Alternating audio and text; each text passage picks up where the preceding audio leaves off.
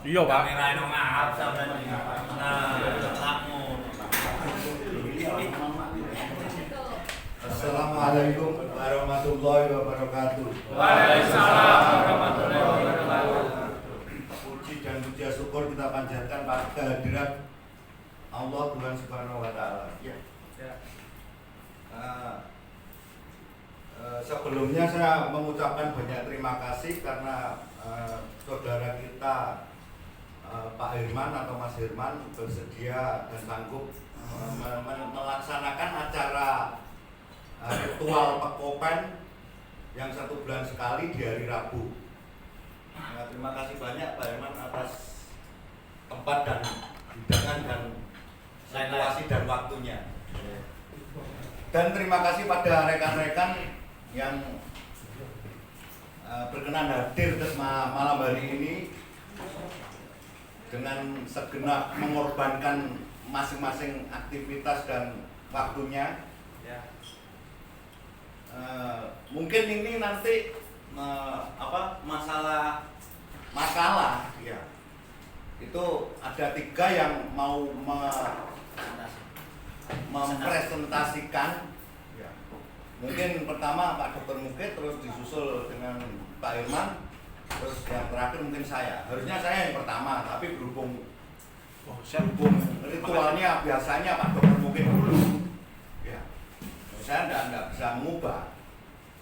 Karena kalau menurut saya untuk yang saya sendiri agak urgent dalam hal ya untuk kedepannya Pekopen di situ. Karena setelah saya baca ya, aktivitas kita itu ada pro dan ada kontra, ada efek, ada sesuatu, tergantung kita menafsirkannya. Dan tidak lupa saya ucapkan terima kasih lagi kepada almarhum Ustadz Ali. Mohon bantuan Al-Fatihah untuk beliau. Al-Fatihah.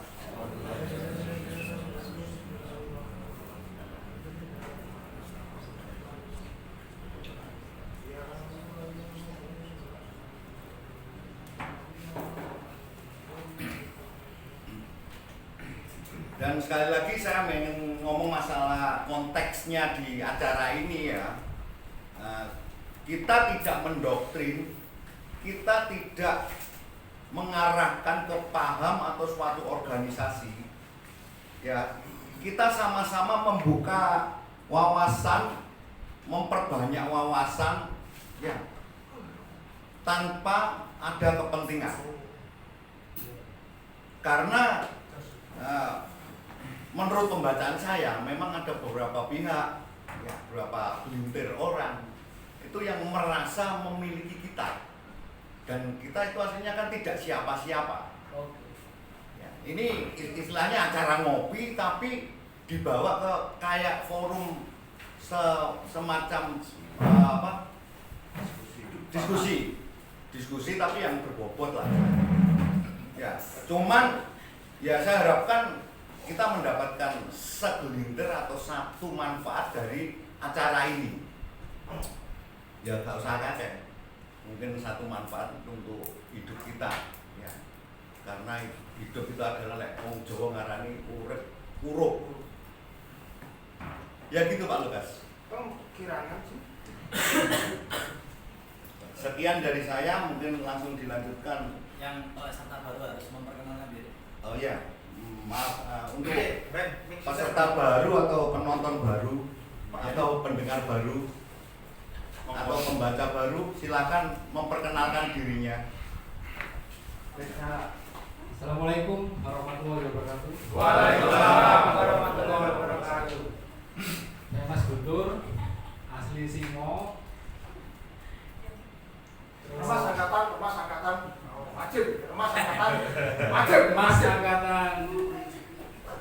Liting Mas Abbas.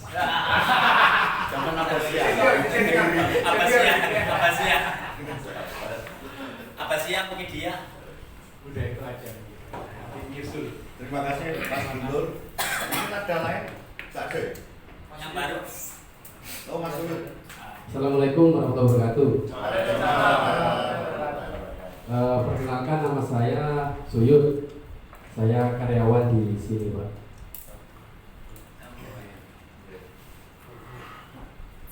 Jadi gini Mas Uyut ya, kita berdasar latar belakang yang berbeda-beda dan jangan maksud saya jangan apa sungkan atau gimana ya, biasa. Jadi ini acara ini kayak ngopi biasa, Lokasi ya. bos. Cuman roto berbobot sedikit. Halo. Yang diharapkan kita dapat sedikit pencerahan atau wawasan tadi, meskipun itu cuma satu, ya. Halo. Nah, sekian dari saya, mohon silakan Pak Dr. Mukid untuk presentasi makalah hari ini. Alhamdulillahirobbilalamin. Wassalatu wassalamu ala asyrofil Pengen dong.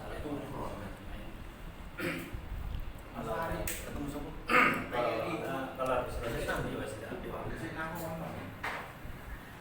Allahumma sholli wa sallim ala sayyidina Muhammad wa ala ali sayyidina Muhammad. Terima kasih kepada suaranya.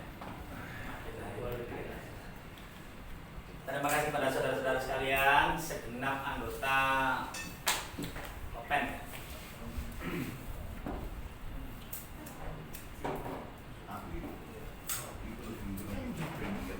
Nyala. nyala, Nyala ya? duduk, mati. Terima kasih banyak kepada segenap anggota Kopen untuk kehadirannya pada malam hari ini. Tentu saja dengan segala rintangan ya, kalau ini banyak kesasar ya. Terus kedua kalinya saya ucapkan berterima kasih kepada sohibnya Mas Herman yang telah menyiapkan segalanya untuk acara ngopi-ngopi kita ini. Kemudian pada malam hari ini sepertinya kok ada apa ya? Saya merasa seperti formal sekali. Nah, iya. Tidak seperti biasanya ya. Padahal acara kita itu kan acara ngopi biasa saja, kemudian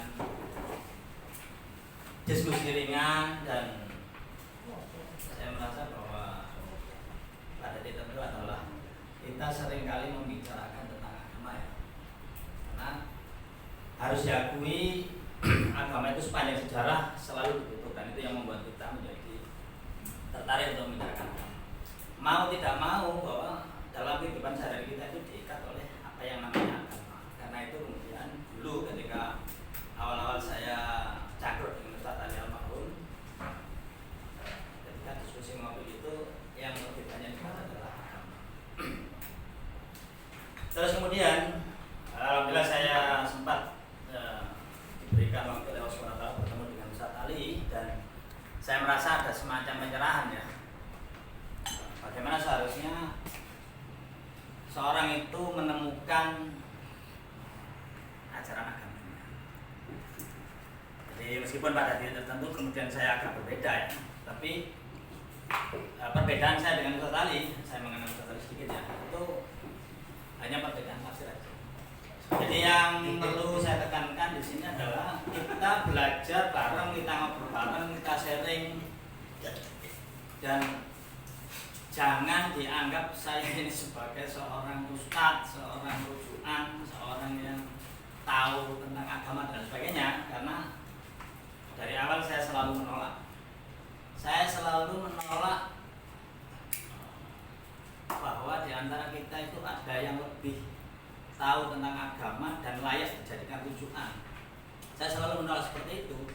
Maka saya kurang saya anti dengan yang namanya mengikuti taklid buta kepada ustadz, ulama dan lain sebagainya.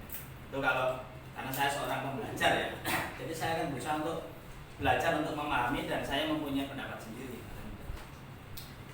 Karena saya mempunyai sikap seperti itu, maka saya mengajak teman-teman Kopen atau yang dekat dengan saya untuk bersikap seperti saya.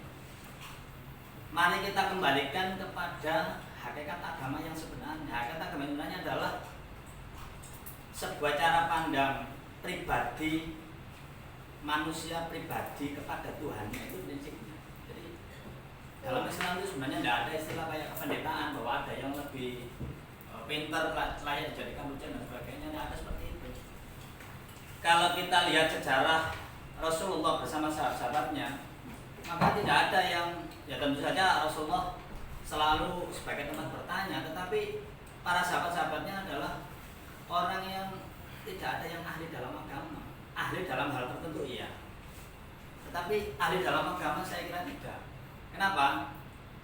Karena ketika misalkan ayat turun, saya kebetulan dengan Mas Bambang gitu ya, maka ayat itu yang dihafal oleh Mas Bambang dan kemudian dipraktekkan. Ketika ada wahyu dipraktekkan, ketika ada wahyu dipraktekkan ya. Jadi ajaran agama itu seperti itu. Jadi tidak ada pakai ribet-ribet yang detail-detail. Dan harus diingat bahwa zaman Rasulullah itu seperti kita ini, para sahabat, ada yang pintar, ada yang nggak pintar, ada yang badui, ada yang nggak tidak berpendidikan dan sebagainya. Jadi agama Islam turun dalam bentuk wahyu Al-Quran itu memang untuk khalayak yang umum. Jadi langsung bisa dipraktekkan. Contoh misalkan kalau kita membaca surat Al-Ma'un gitu ya, sederhana saja. Kita disuruh untuk menyantuni anak yatim, anak orang miskin, membantu orang yang lemah. Simpel, jadi nggak perlu rumit, itu adalah agama. Di kemudian hari sepanjang sejarah kok kemudian agama menjadi rumit, banyak pakar, banyak ustaz. Saya agak menjadi apa ya? Kok jadi berat, jadi rumit nah. Dengan alasan-alasan seperti itu kemudian saya mendapat pencerahan dari Ustaz Ali dan kemudian mencoba belajar ke pangkal. Jadi ke pangkal, kita belajar dari sejarah. Jadi kita tidak belajar dari pendapat, tapi kita mencoba belajar di awal. Atas dasar itu kemudian saya ingin sharing berbagi kepada saudara sekalian bahwa kita mempunyai panduan yang disebut sebagai Al-Quran, ya. Dan Al-Quran adalah bukti bahwa itu adalah ucapan Allah yang disampaikan kepada Rasulullah sebagai pedoman hidup. Pedoman hidup manusia di bumi itu Al-Quran, ya. Coba perhatikan makalahnya, jangan dibuka di pertama ya. Pertama itu hanya untuk pengantar untuk Ustaz, untuk Pak Arif dan Pak Iman nanti ya. Islam dengan kondisi modern. Halaman 2, halaman terakhir itu kan dibuka. Saya nggak perlu pakai ya, sekarang sudah tak tulis di sini. Apabila kita bicara tentang agama, maka yang layak kita perhatikan adalah tentang konsep ketuhanan. Ya kan? Saya selalu merujuk kepada Al-Quran, jadi saya nggak perlu membaca dalil dan sebagainya, ya kan? Kalau nanti ada yang bertanya monggo, tapi saya pakai semua apa yang saya baca dan saya merujuk kepada Al-Quran. Saya kurang setuju dengan merujuk kepada Al-Hadis, ya kan? Karena tempo hari beberapa bulan lalu saya sudah menjelaskan tentang kelemahan-kelemahan hadis ya. Sekarang saya merujuk kepada Al-Quran. Dalam konsep ketuhanan yang sama lihat sendiri itu, apabila kita ingin mempelajari Islam, ya kan? Saya masih memakai istilah Islam ya sebagai agama untuk umat Muhammad ini. Kita harus paham bahwa agama Muhammad Rasulullah SAW itu muncul pada abad ke-6 ya, ke-6 Masehi ya kan. Artinya bahwa sebelum itu sudah ada agamanya. Jadi kalau ingin memahami agama Muhammad berarti harus mempelajari agama sebelumnya. Kalau ingin memahami orang Arab harus tahu orang di sekitar Arab, peradaban lain dan sebagainya. Itu semua terkait. Jadi tidak bisa berdiri sendiri.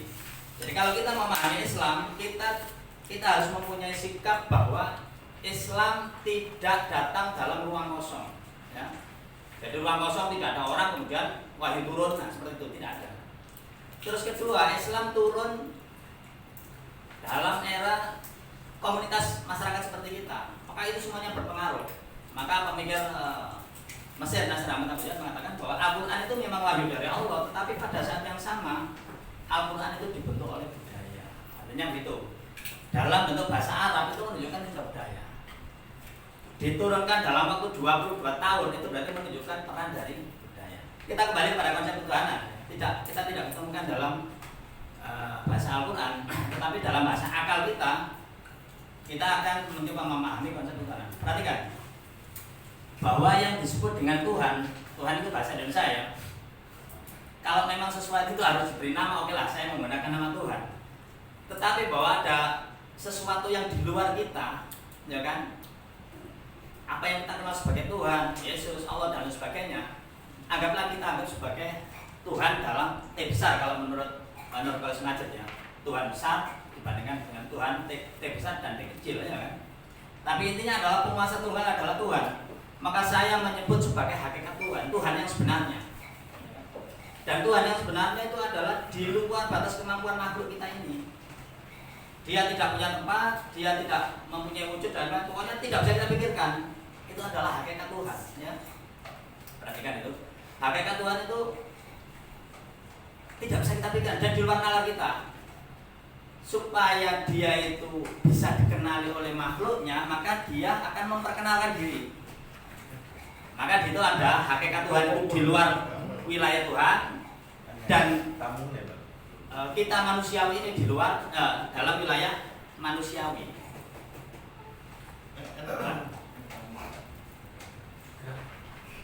Maka kemudian dalam ya, maka hakikat Tuhan tadi itu ketika ingin memperkenalkan diri kepada manusia, maka dia otomatis akan menurunkan pesannya dan melampaui, memasuki wilayah manusia. Itu namanya sebagai konsep tentang Tuhan. Ya, ada hakikat Tuhan, ada konsep tentang Tuhan. Maka Tuhan yang kita kenal dalam peradaban manusia itu semuanya masuk kategori konsep Tuhan. Kita perhatikan seperti batu ya, kita bayangkan batu adalah bongkahan. Maka apabila ada orang Jawa, orang luar pulau, orang Sumatera, orang luar negeri, maka akan mengatakan bongkahan itu sebagai kata yang berbeda. Batu, dan stone, misalnya itu ya. Ini adalah konsep tentang bongkahan. Nah, seperti itu. Semuanya dalam banyak konsep. Tidak menunjukkan hakikat dari bongkahan. Itu seperti itulah Tuhan. Maka dalam Al-Quran, apa yang kita kenal sebagai Allah itu, mau tidak mau, ya, harus kita anggap sebagai konsep tentang Tuhan. Nah ini kalau saya ngomong seperti ini pasti salah paham. Saya sudah terlalu sering berdebat ya. Allah kan menunjukkan dirinya dalam Al-Quran, namanya itu Allah. Iya, tapi kalau Allah menunjukkan sesuatu pada dirimu, maka Allah itu akan memberi nama sesuatu yang kamu pahami, kan gitu kan? Kalau Allah itu menurunkan sebuah nama yang tidak dipahami, jadi percuma. Maka apabila kita mempelajari peradaan sebelum Islam, maka kita akan mengenal bahwa konsep Allah dan lain sebagainya itu sudah ada dalam pikiran orang-orang Arab ketika Al-Quran turun. Sama dengan misalkan kita mengenal Nyi Roro Kidul kan gitu kan, itu konsep yang ada dalam pikiran. Allah memasuki itu seperti itu. Konsep Allah dalam tradisi Arab adalah sesuatu yang sangat besar dan sebagainya. Allah menjelaskan itu. Tapi Allah sendiri itu sudah dikenal oleh orang Arab, gitu. Tapi orang Arab kafir Quraisy sebenarnya sudah monoteis, ya, sudah mengenal Tuhan, tetapi kemudian melenceng, sesuatu dianggap sebagai Tuhan, yaitu kekafiran itu yang kemudian diluruskan oleh Muhammad dengan munculnya tradisi Allah. Kenapa kok saya katakan sebagai konsep? Karena Al-Quran mengatakan bahwa agama sebelumnya sudah benar. Yahudi dan Nasrani misalkan, ya kata Yahudi. Yahudi itu namanya bukan Allah, tuh. Dia tidak mengenal Allah, tapi apa itu? Yahweh ya. Yahweh itu Tuhan mereka. Ya kan? Maka kita nanti mengenal ada Yahweh, ada Yesus, ada Allah, ada Sang Yahudi, ada Dewa dan lain sebagainya, ya kan? Lah itu semua adalah konsep tentang maka dalam akidah, kalau kita ngomong akidah, Islam itu seolah akidahnya itu begitu rumit gitu ya. Padahal itu tidak. Innal ladzina amanu wa hadu wan nasara was-sabiin man amana billah. Tauhidnya itu di situ. Barang siapa yang percaya kepada Allah, cukup percaya pada Allah. Jadi konsep akidah itu yang percaya, keyakinan di dalam hati, ya kan? Keyakinan yang betul adalah keyakinan terhadap hakikat Allah, keyakinan terhadap hakikat Yesus, keyakinan terhadap hakikat dan sebagainya. Itu akan menunjukkan hakikat, ya kan? Bukan keyakinan terhadap Allah. Kalau keyakinan terhadap Allah, maka Anda akan gampang menyalahkan Yahweh, Yesus dan lain sebagainya. Karena konsep satu dilawan dengan konsep yang lain. Itu adalah penyebab. Jadi Tuhan adalah sesuatu yang di luar kita, tidak bisa dipikirkan, tidak bisa digambarkan, tidak diapa-apain, tidak bisa, ya kan? Nah, konsep seperti ini itu tidak kita temukan dalam Al-Quran, tapi dengan akal sehat, dengan membandingkan peradaban-peradaban dan lain sebagainya, ya kan? Maka keyakinan terhadap Allah yang betul adalah yakin kepada hakikat Allah, ya, dan itu ada dalam hati. Nah, itu loh. Kemudian kita di skema di bawahnya, bagaimana dengan Al-Quran? Lagi-lagi sama dengan konsep ketuhanan.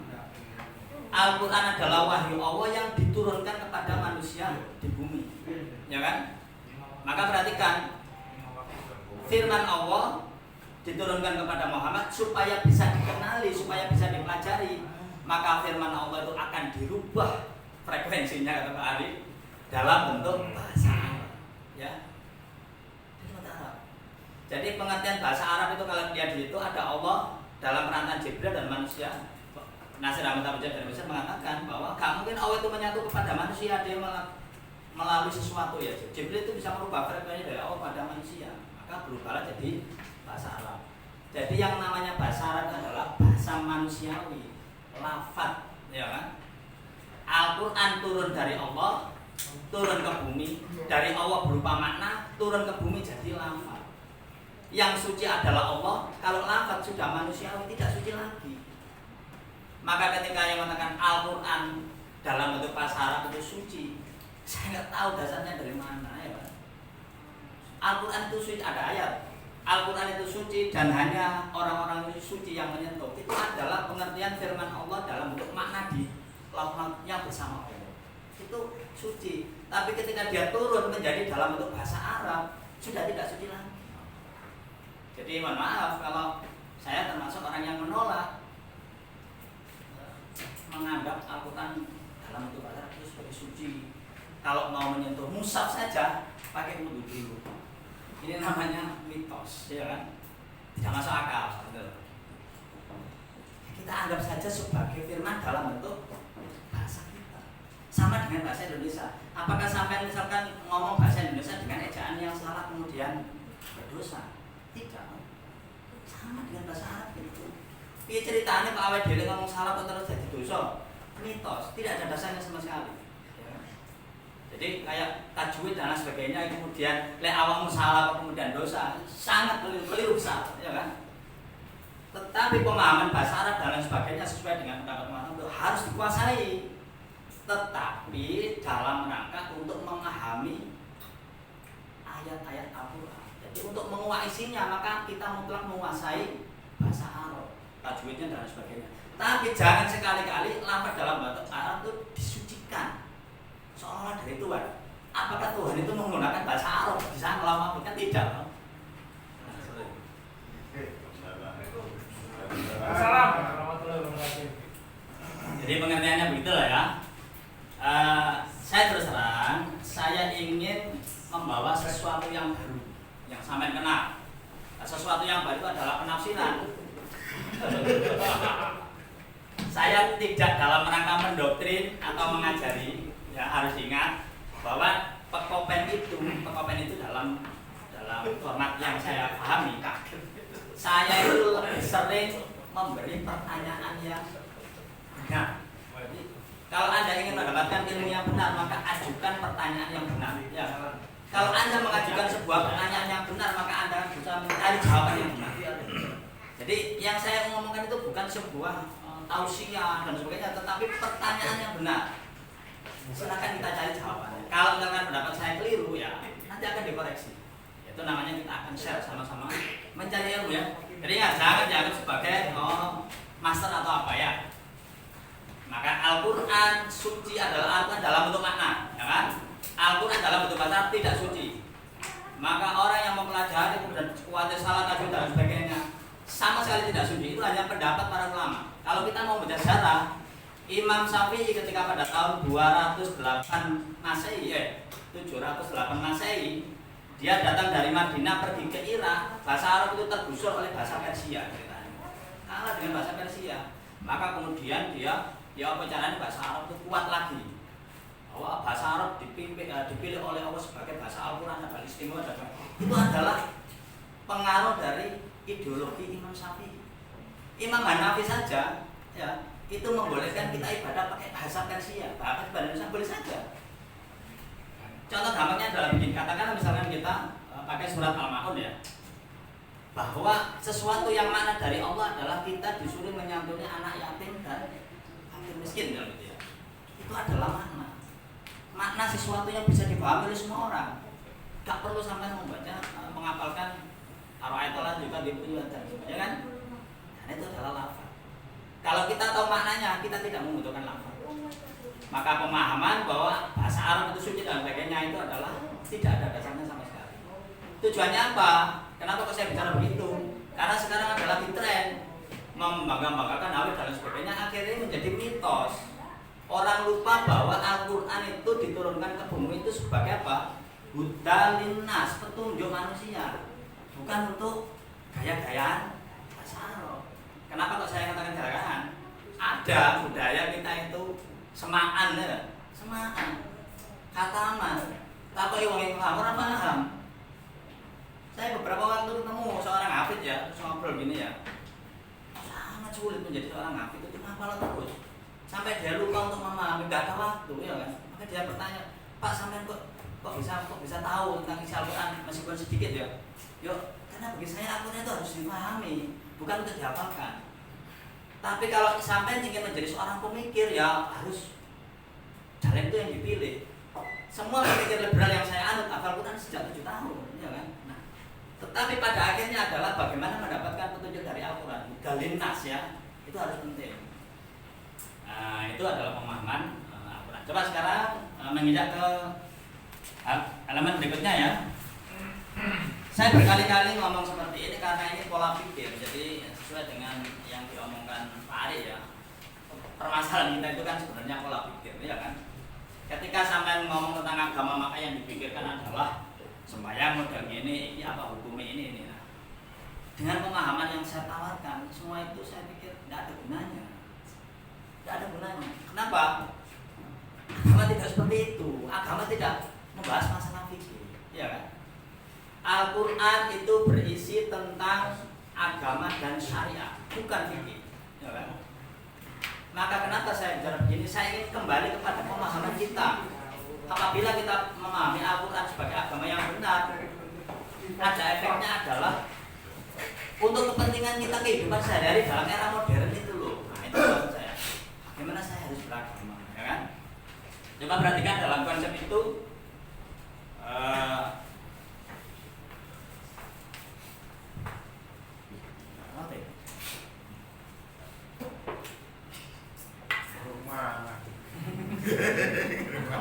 kemana tuh?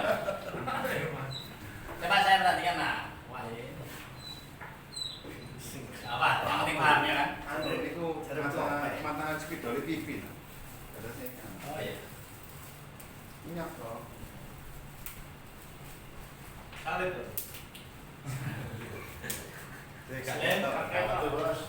Paracetamol, Kafir, surga, Dimakolin.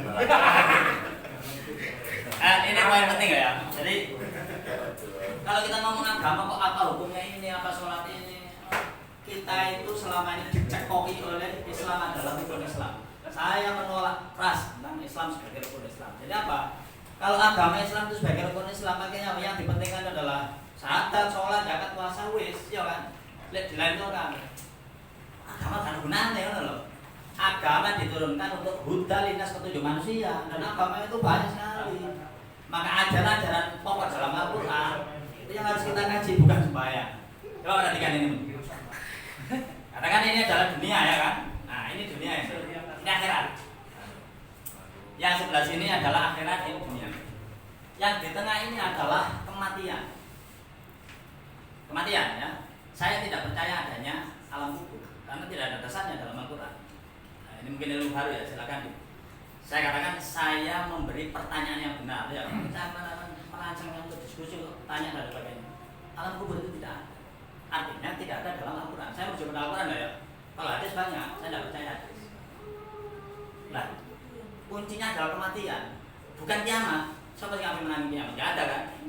Maka agama dalam posisi personal kita hidup dan kita mati, selesai, ya kan? Kita hidup dan kita mati. Selama kita hidup, maka agama mengajarkan bahwa kita harus menjadi seorang muslim beragama. Inna dina indallahil Islam, ya kan? Wa may yabtaghi ghairal Islam, barang siapa yang mencari agama selain Islam. Sering saya sampaikan. Kenapa kok sering sampaikan? Karena ini pola pikir kita, ya kan? Jadi agama yang betul di mata Allah adalah Islam. Dari zaman seluruh nabi, seluruh manusia diharapkan orang itu beragama Islam. Dan agama Islam cirinya adalah satu, iman kepada Allah, hari akhir, dan maka konsep agama dalam kata-kata adi dalam Al-Quran selalu merujuk kepada tiga itu, iman kepada Allah dan hari akhir. Kita perhatikan misalkan wal asri innal insana lafi khusrin illa, manusia ketika ngomong sama Allah itu menyapa manusia, sejumlah manusia dalam keadaan merugi kecuali ilal ladina amanu wa amilus sholihah, ya kan? Beriman dan beramal soleh. Ciri. Coba perhatikan sekarang misalkan surat Al-Maun.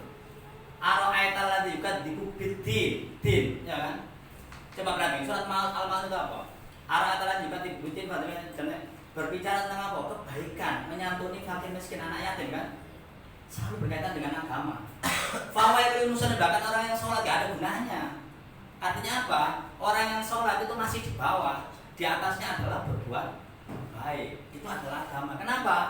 Karena agama nanti sholat itu masuk kategori syariah, beda lagi. Jadi prinsipnya adalah ketika kita hidup di dunia ada batasnya, ini adalah kekafiran. Ini ibaratnya angka itu bilangan caca, ya, antara 0 1 dan masuk 0. Bilangan caca. Kenapa saya katakan 0? Ketika kita lahir, kita itu sudah fitrah. Jadi saya lupa ayatnya, nanti saya kalau di grupnya, bahwa manusia itu dalam fitrahnya itu sudah percaya kepada Tuhan dan seperti saudara gitu ya. Pak Ari dengan Indra itu dari lahir adalah saudara. Maka ketika dia itu ingin ingkar, maka dia pun saya ingkar dulu. Itu namanya kufur, ingkar. Kafir itu pengertian seperti itu. Jadi kau nggak lapo-lapo, ya kan? Nanti akan masuk surga kecuali awakmu memang menentang, tidak ada Tuhan gitu ya. Waduh. Nah itu, tapi kan jarang. Jangan selalu surga di Coba perhatikan ya, jadi kita sini amanu billah hanya cukup satu, iman kepada hakikat Allah, dan nanti kamu akan masuk surga. Pemahaman yang betul ya Tuhan sebenarnya Kristen, siapa yang percaya kasih Tuhan yang akan masuk. Itu adalah Al-Quran, ya kan? Maka Allah menginginkan kita di sini. Aman bila. Jadi kalau akidah Ahlussunnah wal Jamaah masalah itu Allah masuk semua, ya kan? Masuk surga kok rumit, ya kan? Enggak ada dalilnya Al-Qur'an wa salafus saleh. Dan ingat, Al-Qur'an yang mengajarkan ajaran berbuat baik itu adalah pokok. Tidak mencari kebenaran. Ayo, barangkali ada yang ingin menunjukkan ayat yang menunjukkan bahwa kita itu harus mencari kebenaran. Coba perhatikan para ustaz. Mereka salah, ya kan? Tidak diterima oleh Allah. Akidah ini salah, ditolak oleh Allah. Sembahyang ini salah. Ilmu dari mana? Tidak sesuai dengan Al-Quran. Kenapa saya bantah? Perhatikan surat Al-Baqarah 111. Wong lek main bener-beneran itu Yahudi dan Nasrani sudah melakukan. Al-Baqarah ayat 111 mengatakan, nanti yang akan masuk surga adalah Yahudi, nanti yang akan masuk surga adalah Nasrani. Dijawab oleh Allah, tidak seperti itu, ya kan? Tidak siapapun di antara kamu apabila berbuat baik maka akan masuk surga. Ya kan? Satu. Yang kedua Al-Maidah ayat 48. Seandainya Allah itu mau, ya kan? Maka kamu akan dijadikan satu umat, ya kan? Tapi Allah menyatakan kamu berbeda-beda, ya kan? Agar kamu belajar dan berbuat baik, berlomba dalam kebaikan, ya kan? Tidak ada mencari kebenaran dalam agama itu. Bukti yang ketiga, Al-Baqarah 148. Perhatikan Al-Baqarah 148, intinya ya, kiblat kamu akan berbeda-beda, tetapi akan menuju kepada satu Tuhan, ya kan? Maka fastabiqul khair, ya? Ajaran agama itu berbuat baik, ya kan? Nah, ketika kita sudah beriman dan beramal baik, maka kita menjadi orang yang beragama atau muslim. Coba perhatikan. Ini kalau kita mati, sementara Anda masih dalam keadaan muslim, surga bes, ya kan? Tapi dengan ini ya neraka. Maka semua ayat-ayat neraka dalam Al-Quran ya, itu berbicara tentang orang kafir. Semua cerita tentang neraka itu tidak ada di Madinah, ya kan? Tapi di Mekah. Kenapa? Karena di Mekah Rasulullah bertempur melawan kaum Islam. Itu aneh. Lah, trennya kita itu kan beda. Islam semakin kesini itu ibaratnya batas ya. Ini ditarik gede, ya kan? Di sini ada, ya kan? Mukmin, ya kan? Yahudi, Nasrani kan di sini ya. Otomatis Islam semua ya. Kita tarik ke sini, ya kan? Dari situ. Jadi Yahudi dan Nasrani akhirnya jadi kafir, ya kan? Nanti di sini ada si A, ya kan? Kita tarik sini, menarik ke atas ini namanya klaim benar. Ya kan? Tidak ada dasarnya dalam Al-Quran. Maka Al-Quran mengajarkan kita harus berlomba kebaikan. Dan syaratnya adalah amanu billah, iman kepada hakikat Allah. Tidak mengajarkan mencari yang paling benar. Coba perhatikan aliran-aliran Islam yang kita terima, semuanya begitu. Kalau kita telusuri, semua itu adalah hasil dari proses politik, ya kan? Maka coba perhatikan. Nah, kalau amanu billah itu kan keyakinan dalam hati, ya kan? Coba perhatikan pendapatnya Ahlussunnah. Yang namanya beriman, ya, adalah sesuatu yang diyakini dalam hati, diucapkan dalam ucapan dan perilaku, ya kan? Itu saya kira keliru besar ya. Karena iman ada di dalam hati. Iman tidak bisa dinilai oleh orang lain. Makanya hampir semua ulama sepakat bahwa menghukumi kafir seorang itu enggak boleh. Ya kan? Karena apa? Iman dalam hati. Dan iman itu bisa naik turun. Oh, kayak kita. Banyak orang yang tahu ya. Cuma Allah mengatakan dalam Al-Imran 103 ya. Hakku tukati wala kamu tuna ila wa muslimun. Lek awam mati setidaknya gitu. Ya kan? Boleh misalkan ini, nggak ada misal ya. Misalnya ini, oh sikile karena aku seolah-olah anak perantuhan kan loh. Itu sudah kufur udah ya kan. Belum mati boleh, tetapi ketika mati jangan sini. Naik. Hakku tukati wala kamu tuna ila wa muslimun. Pengertiannya itu begitu ya. Jadi konsep akidah kita tuh mudah ya kan. Kenapa mudah?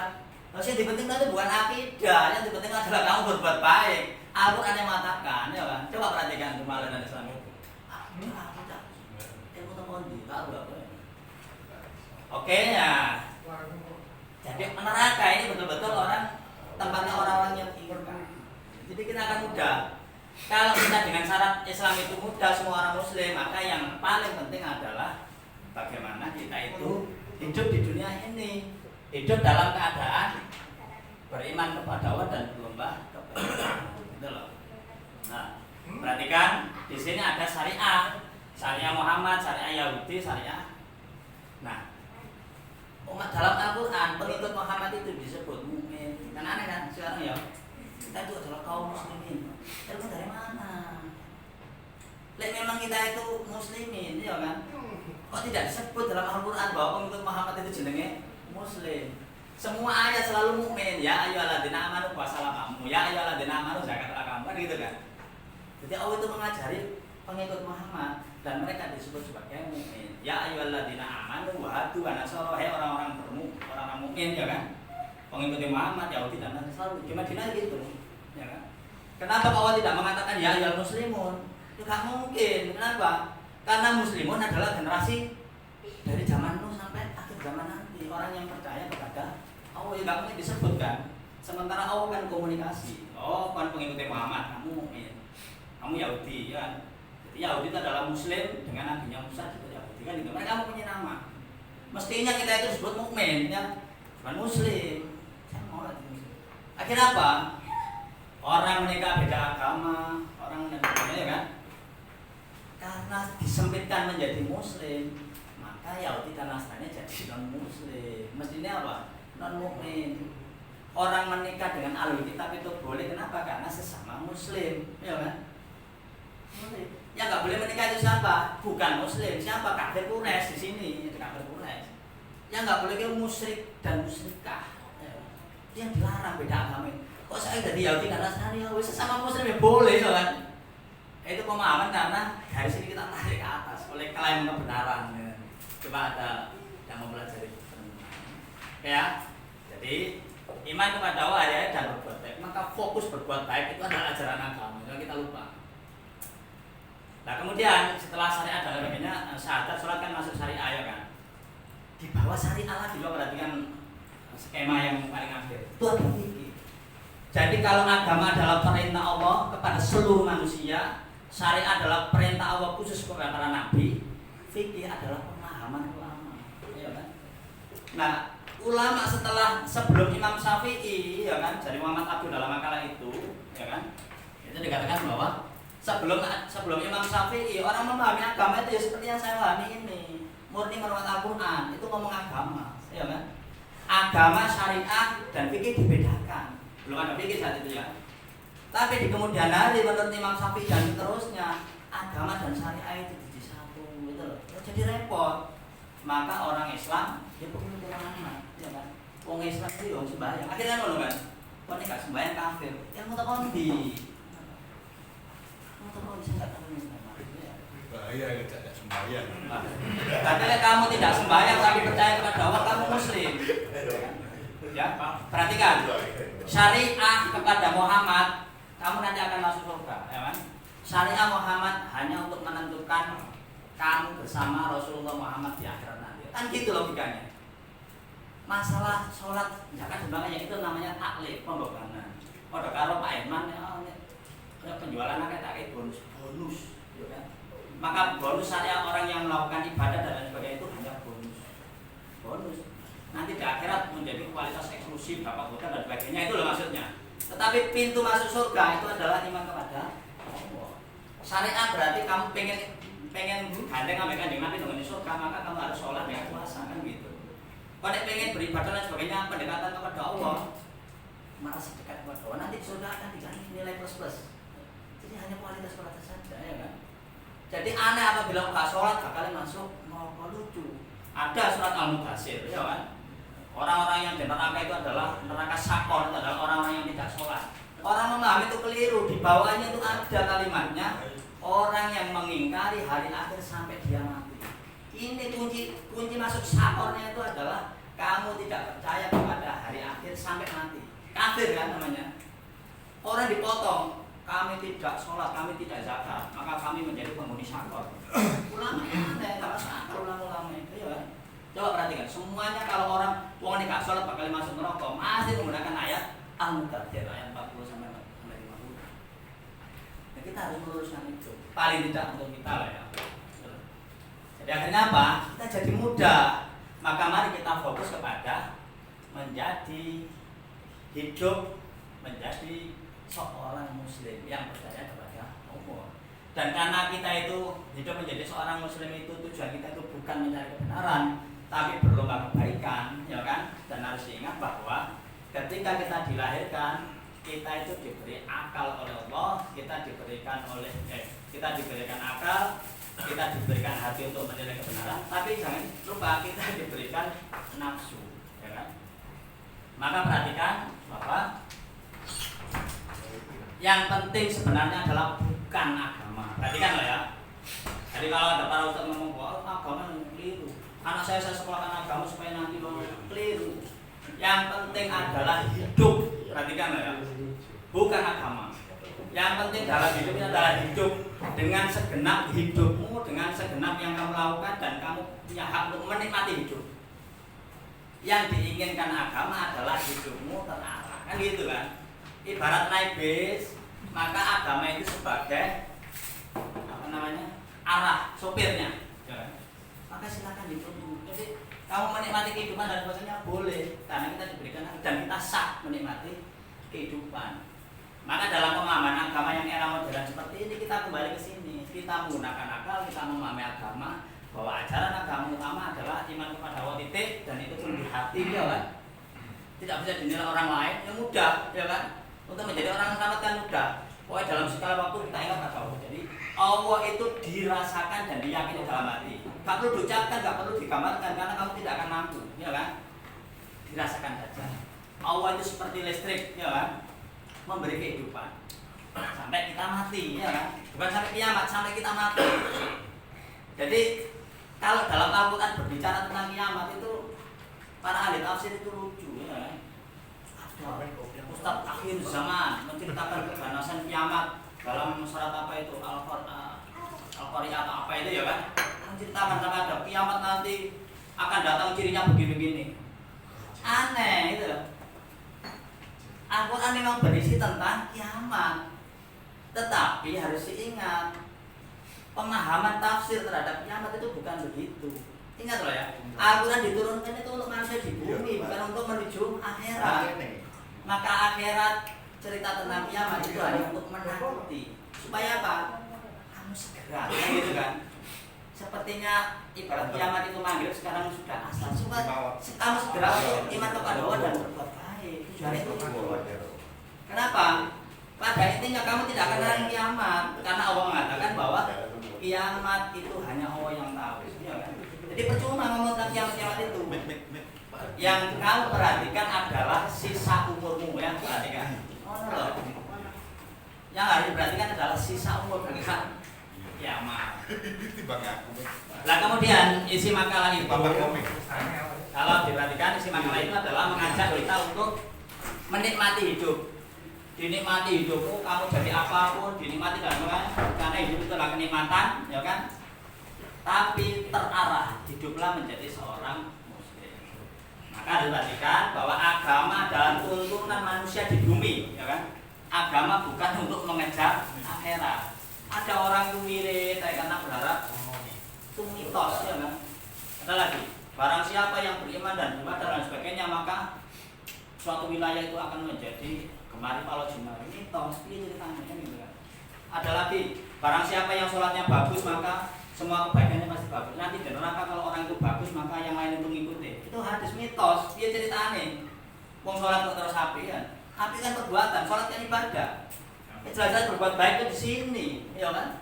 Jadi kalau penjara nunggu di KPK yang sholat kabeh, berarti gak masuk akal teori itu. Berbuat baik itu dalam Al-Quran disebut 82 kali ya. Sholat itu cuma 8 kali.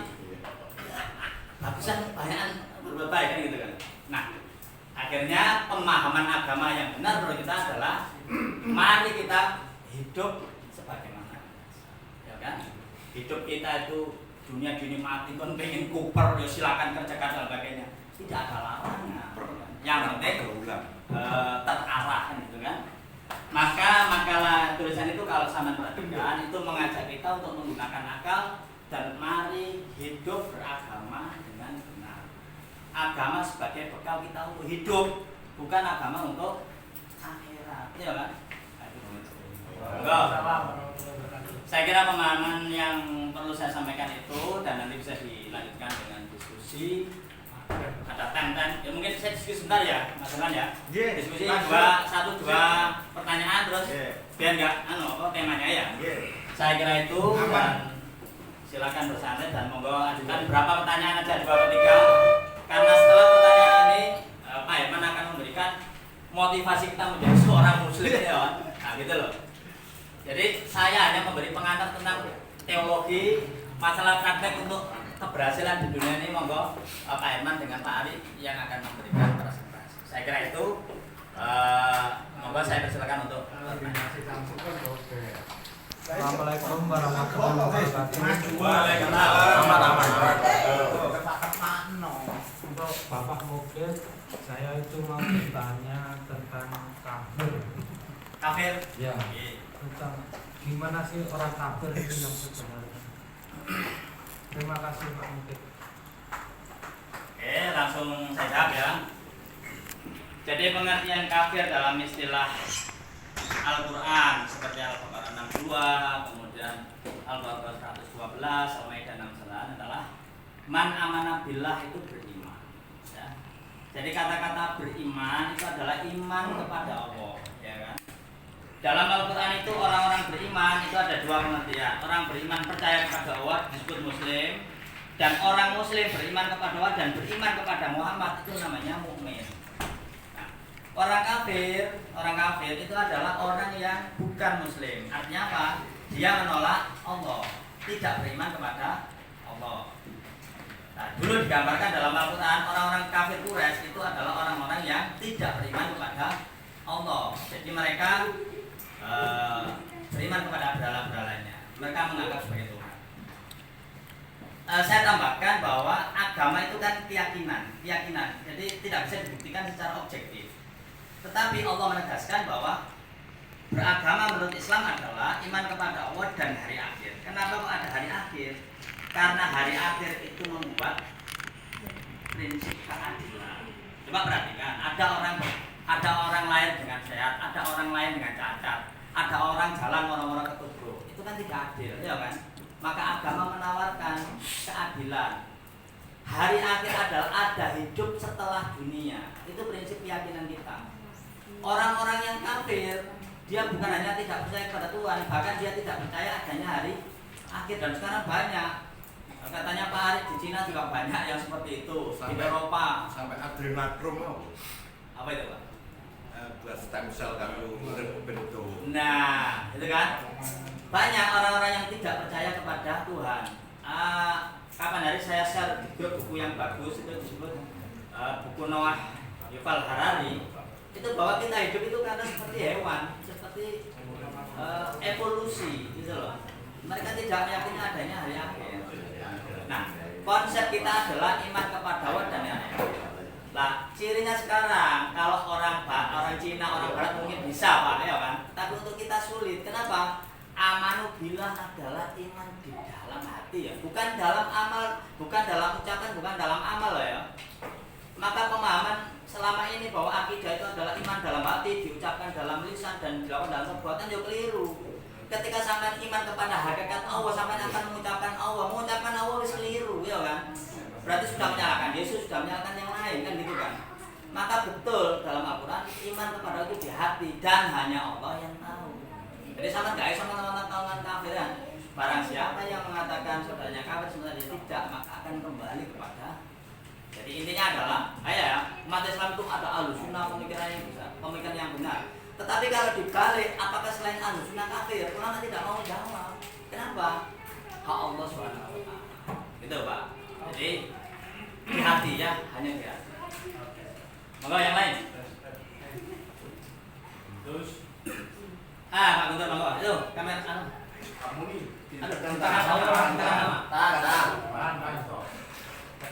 Langsung aja.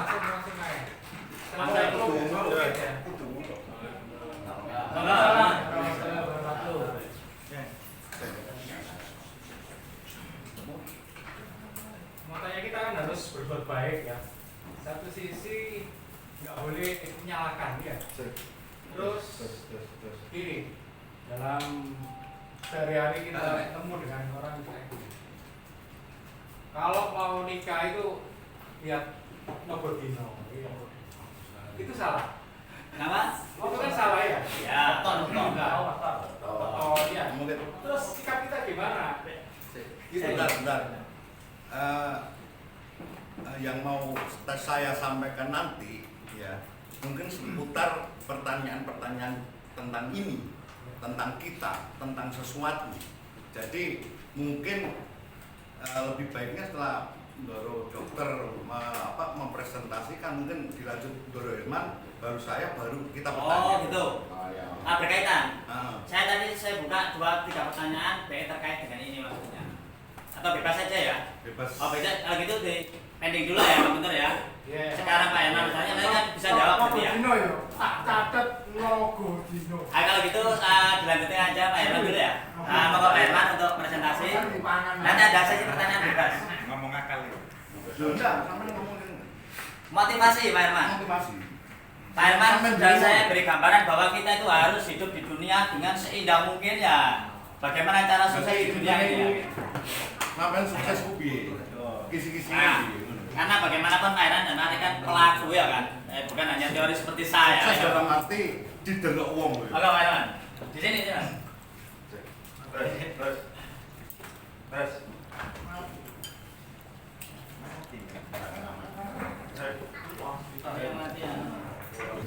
Assalamualaikum warahmatullahi wabarakatuh. Ya, saya Herman. Alhamdulillah Terus terang hari ini sangat luar biasa. Sebelumnya perjalanan saya sampai hari ini memang mulai tahun 2011 saya kenal Mas Hari. Itu sebelum kenal Mas Hari itu orientasi saya uang dan uang.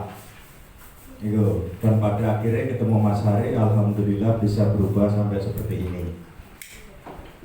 Terus Pak Dokter, matur nyembah nuwun, teman-teman semuanya, terima kasih atas kehadirannya.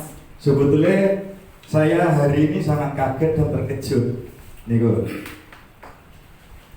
Dari gambaran Pak Dokter ini sebetulnya saya pernah mendapatkan materi senilai 38 juta itu untuk membuat yang namanya mapping SDM, mapping kompetitor menggunakan pola seperti ini.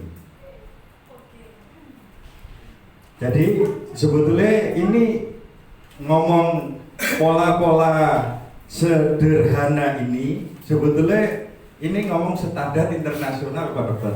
Masa ya? Yeah. Di dalam ilmu bisnis manajemen sebetulnya ya ini niku. Cuma ada beberapa perbedaan sedikit, tapi kurang lebih tataan bahasanya mulai gambarannya seperti ini. Niku, mungkin teman-teman Oppo sedikit banyak sudah mulai ngerti tentang gambaran ini. Ya, dan ini sangat luar biasa. Niku. Nah, kembali lagi cerita. Ya, sampai saya bisa berdiri di sini, ya apa saya ceritane? Kan kata, ya, saya pernah ngalami kurang lebih hampir 4 tahun sama Mas Ari. Ketemu mulai jam malam sekian ini sampai subuh saya lakukan kurang lebih 4 tahun. Cuma sekedar membahas yang namanya pekerjaan untuk besok pagi. Niku. Sebetulnya sangat sederhana. Dalam perjalanan 4 tahun terus baru saya sakit 1 tahun. Terus sampai hari ini saya kadang jarang ketemu Mas Ari. Dari situlah mulai saya mengevaluasi, menganalisa. Itu gimana sih caranya? Ini ngomong akal. Nanti kalau ngomong miracle, keajaiban, ahlinya Mas Ari. Niku. Dari situ sangat sederhana Pak. Niku. Tergantung kita pengartiannya. Ilmu mengartikan. Kalau kita salah, sampai kapanpun pasti dalam perjalanan mencari yang namanya uang, pekerjaan semuanya pasti susah. Niku. Benar Pak Dokter hari ini untuk mengartikan ya Tuhan itu seperti apa. Nah, kalau bahasanya manajemen, ilmu mengartikan. Niku. Hari ini semua di sini saya yakin 100% tahu. Ya, dan semua megang. Kalau kita kepingin sejahtera, kepingin di dunia itu enak, otomatisnya minimal lah kita harus punya uang. Tuh. Dan kita mulai kecil sampai hari ini pun sudah megang uang. Cuma cara mengartikannya itu yang berbeda. Kenapa hari ini alhamdulillah Pak Dokter basic piro tuku iki Mas kok gedene. Niku. Nggih Pak Dokter niku lho sekat gambar ruangan jenengan nggih saged ta sik ah. Niku. Gambar praktek kan saged. Niku. Ya, alhamdulillah saya sudah bisa mengartikan uang adalah. Niku.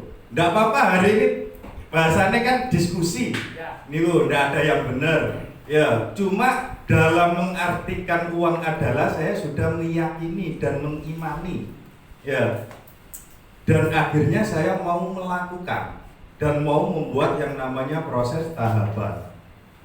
Tuh. Nah, kalau ngomong uang adalah alat untuk transaksional, oke. Uang tidak untuk segalanya, oke. Uang adalah alat tukar, oke. Niku. Tapi kalau di manajemen uang berbeda.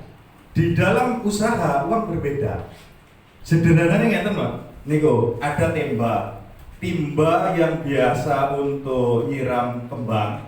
Niku. Setelah itu ditaruh di tengah jalan, timbanya itu. Terus ada mic sebelahnya masjid pas renovasi. Niku, secara otomatis masjidnya selesai. Niku. kalian yang di sumbangan, tembak. Niku. Untuk mengartikan uang kurang lebih seperti itu. Ada bako, hari ini jadi Surya 12. Ada Cisamsu. Niku. Bako diganti Sampurna Mil, ujung-ujungnya dapat uang. Niku. Timba yang biasanya untuk nyiram kembang dibawa di tengah jalan, ujung-ujungnya ada uang, masjidnya jadi. Nah, ini ilmu mengartikan. Niku. Nah, belum ngomong detailnya. Kalau ngomong secara detail, pasti semua coach, nek sampean ketemu coach, bahasanya coach, kalau kepingin biasanya seminar-seminar yang mahal-mahal coach, pasti bahasanya seperti ini. Tapi ada lagi motivator. Niku, motivator yang penting budal. Nah, nek lare-lare niki, nek teman-teman opo biasanya selamat pagi. Wah, niku itu orientasinya hari ini. Tapi kalau coach biasanya orientasinya untuk 3 tahun sampai 5 tahun yang akan datang. Niku, uang adalah, mungkin teman-teman atau bapak-bapak atau saudara ngerti ndak? Iya, uang adalah atau mengartikannya seperti apa? Nih, biasanya sih paling bingung pertanyaan yang paling sederhana niki yang setiap hari dipegang niku. Untuk ngomong secara detailnya bingung, seperti mengartikan atau pemahaman dengan Tuhan. Tuhanmu ini sapa sih? Nah, sekarang uang itu adalah apa? Nah, kalau sudah tahu uang adalah apa, baru kita memulai usaha. Maka menggunakan ilmu mapping di kita tadi. Kalau menurut saya uang itu adalah ide. Kalau saya kepingin uang itu datang dengan sendirinya, saya harus mencari ide atau konsep yang paling bagus atau yang out of the box, pasti akan datang dengan sendirinya. Niku ide, dan ide itu biasanya tidak bisa dicari. Ide itu cuma bisa dibentuk dengan usaha yang ada atau pekerjaan yang sudah ada. Apapun masalah di dalam dunia usaha, di dunia marketing, ya ujung-ujungnya itu harus mencari ide yang sangat brilian. Saya ingat sama Mas Hari mulai mengawali toko handphone, counter. Mas, toko sebelah loh, iso ngundi sepeda motor. Sing sitoke kurang ajar ya Mas, mobil. Awake dhewe iki bareng nota abang lho sik bingung. Ya. Akhirnya sama Ari, Mas Ari ngobrol sampai subuh punyalah ide. Ya. Apabila orang Surabaya, Sidoarjo beli handphone di tempat kami, maka akan mendapatkan bonus plus yang nilainya di atasnya mobil. Saya doakan semoga sukses selalu. Niku, saya doakan semoga dicarikan istri kedua oleh istri pertama. Nah, niku mulai bahasanya Mas Ari mulai keluar. Niku, yang belum punya jodoh semoga tidak mendapatkan jodoh banci. Ya. Akhirnya dari bahasa-bahasa seperti itu orang masuk ke toko, dia senang mengeluarkan uang, tidak mikir. Nah, itu adalah ide. Kalau jenengan punya usaha, ya punya pekerjaan, kalau kepingin maksimal, kepingin lebih, ya secara otomatis solusinya adalah harus mencari ide yang sangat berlian. Terus kalau kita kepingin memulai usaha, gimana caranya biar sukses? Minimal suksesnya 99%. Ya, yang pertama harus punya yang namanya ilmu. Niku. Nah, usaha nih. Mboten apa-apa. Aja. Ini asal tok niki nggih. Nggih. Kotak itu Ya, 99% niki. 1 harus punya goal. Nomor 2 prospektif. Nomor 3, positif. Ya. Goal, ya. Goal ini planning, Pak. Ya, planning adalah tujuan. Ya. Gimana biar tujuan saya, usaha saya maksimal, terus ekonomi saya sejahtera, orang-orang yang selalu mencintai saya itu bahagia semuanya. Itu otomatis goalnya harus mempunyai alasan yang sangat kuat. Kalau saya berhasil, orang yang selalu mencintai saya pasti bahagia. Kalau belum berhasil, berarti saya kurang belajar. Nah, yang nomor 1 goal, alasan yang sangat kuat. Terus yang nomor 2 prospektif. Prospektif itu untuk mengimbangkan. Ya, sampean gimana caranya saya usaha berhasil 99%? Nah, minimal harus punya 1000 pertanyaan atau 100 pertanyaan yang dijawab sendiri. Contoh, nek usahaku rame, aku kudu lapo.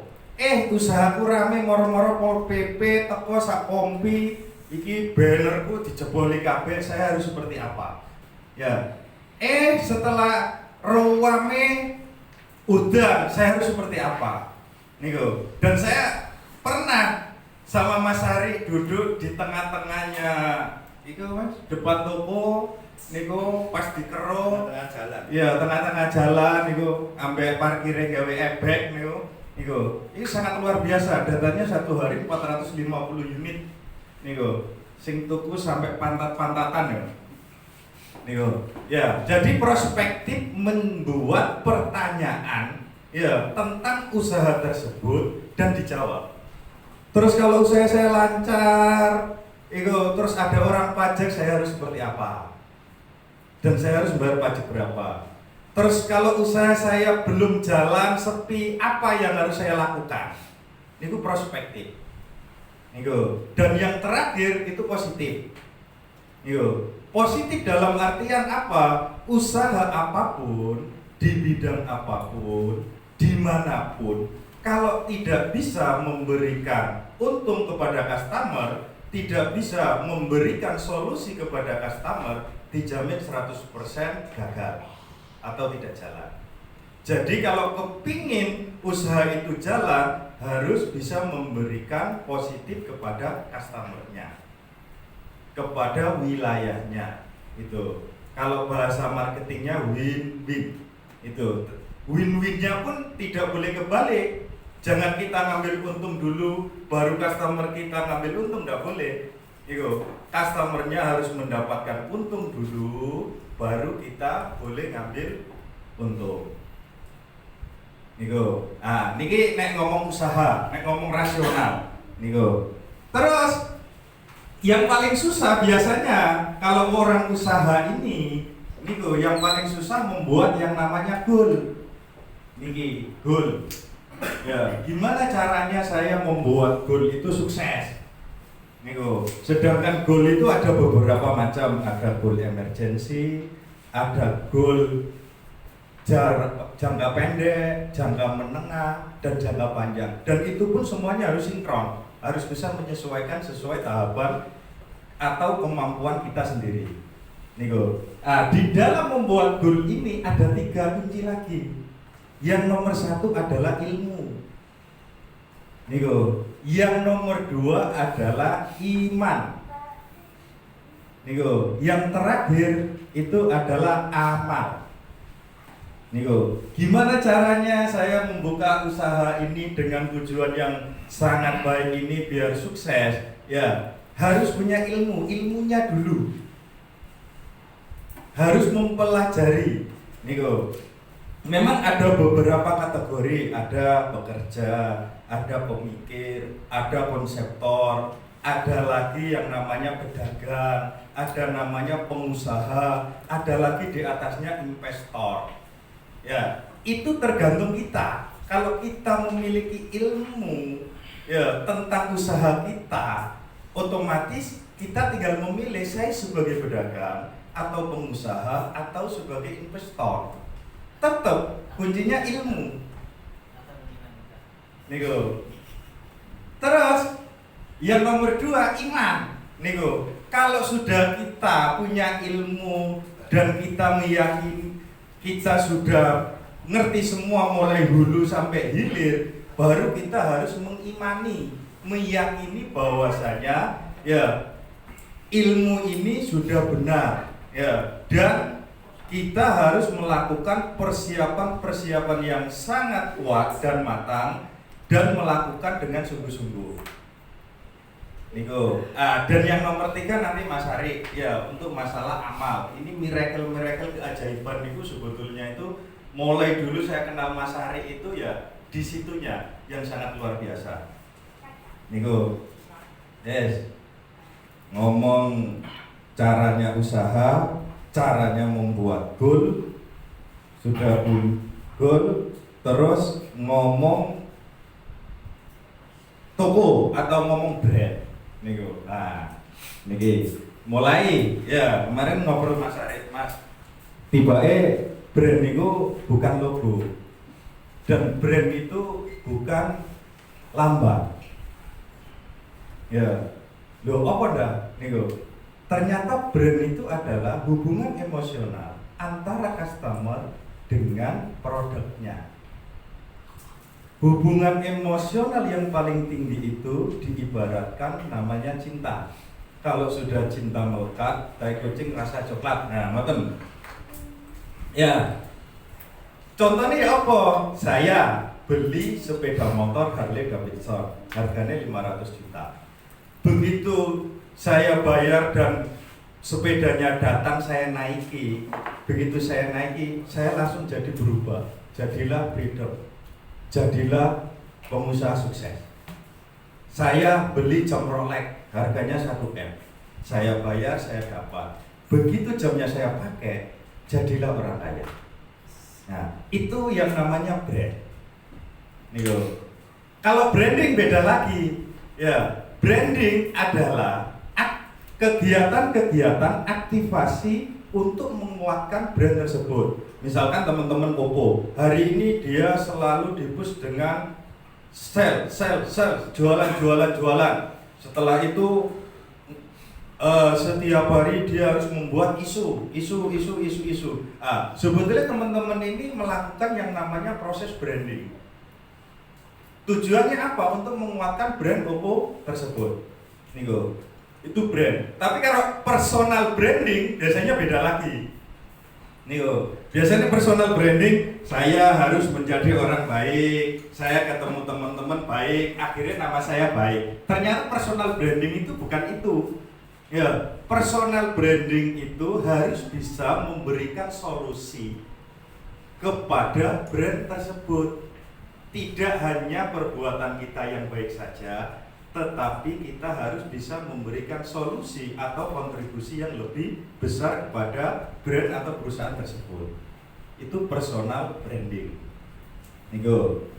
Ya, terus gimana caranya kita memulai dari brand terus usaha itu tadi? Ngomong secara detail, ya harus kita mempunyai proses tahapan. Kita harus punya mapping. Niku. Nek sampean ngerti mapping kompetitor, mapping area, mapping SDM. Sebetulnya itu ilmunya ya seperti ini. Niku, nih mapping.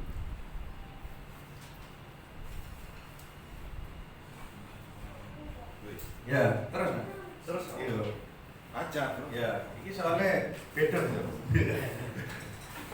Jangan Ya, mapping. Niku. Ya. Tapi ingat bapak-bapak, ya teman-teman semuanya, niku.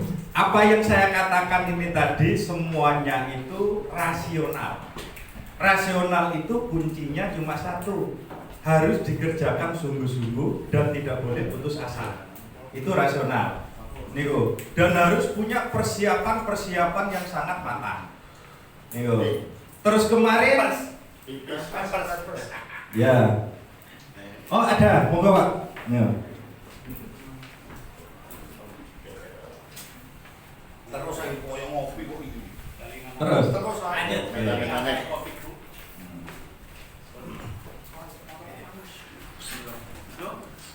Ya, kemarin sempat saya merenung dan menganalisa itu. Kok hebatnya sih Jokowi iki. Wong ibu apa itu iki teko tukang kayu dadi presiden. Nah, dari pertanyaan yang sederhana itu akhirnya saya menemukan sesuatu yang sangat luar biasa. Ternyata seorang Jokowi hari ini menjadi presiden dan sukses menjadi presiden. Di baliknya Presiden Jokowi ini ada orang yang berani namanya tirakal. Jadi di balik orang sukses itu pasti ada yang tirakal. Nih, akhirnya saya tanya dan berani bertanya, siapa yang tirakal? Itu ternyata almarhum Ibu Jokowi itu setiap hari itu kulhu 1000 setiap hari. Masuk mitos ini. Niku kurang lebih seperti itu. Niku Pak Jokowi biar Nanti dijelaskan tentang ya, mitos. ya, mitos niku. Oke, mitos. Terus yang kedua, ya, Sandiaga Uno kok kue batin. Ya, ternyata niku sholawatan tidak pernah putus. Niku dan banyak sekali. Niku. Dan hari ini diskusi ini sebetulnya ya sangat luar biasa. Kita mulai belajar memahami secara detail, akhirnya kita mau melakukan. Dan akhirnya kita lebih mengerti. Niku. Dari kisah-kisah sukses, kenapa ada bos sukses baru umur sekian, niku. Bahkan saya sendiri naik turun, niku. Jarene wong Jawa iki yo sawang sinawang tuh. Tapi kalau kita tetap berani tekun atau konsisten melakukannya, ya saya yakin 100% pasti akan besar. Yo. Dan anehnya sebetulnya saya sama Mas Ari hari ini biasanya nih ngomong casing, ya casing. Iku kalau ngelihat dari luar kok enake Herman iki. Yo, Pak Ari ngono-ngono ae. Yo tek casingnya ya oke lah. Niku sik menang Herman. Tapi kalau tapi nek ngomong jero ae. Wah, sepurane bro. Gak laku ngono. Tak tambahin Pak Herman wis wani loro mau ya. Kalau itu sudah ada kesepakatan. Yang tua dulu, baru yang muda. Ya. Jadi harapan saya hari ini Mas Ari kan memberikan sedikit lebih banyak tentang miracle atau keajaiban. Sentuhan. Niku. Soalnya ini, ya. Soalnya sebelum saya kenal Mas Ari, kerja ikut orang, kerja usaha sendiri, bahkan kerja hari raya ketemu hari raya, mau pulang hari raya, tetap bawa uangnya cuma 2 juta, 5 juta. Tahun lagi 1 juta, 2 juta. Iku.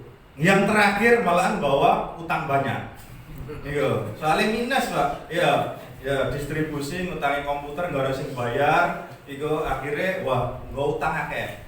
Iku. Dari situ ketemu Mas Ari ngene loh, mulai pelan-pelan ndak terasa dan pada akhirnya sampai hari ini.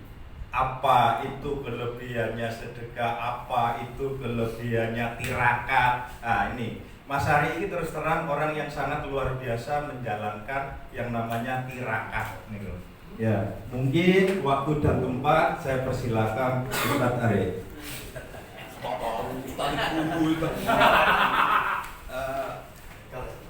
Sebelumnya saya mohon maaf, saya tidak biasa menggunakan mic.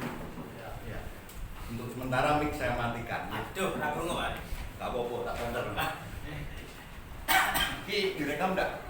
Ya, Harusnya enggak usah. waru. Karena yo rodok larang, Rek. Apa boleh iku? Pateni. Pateni iki rodok larang. Larang. Enggak, serius. Pateni ya.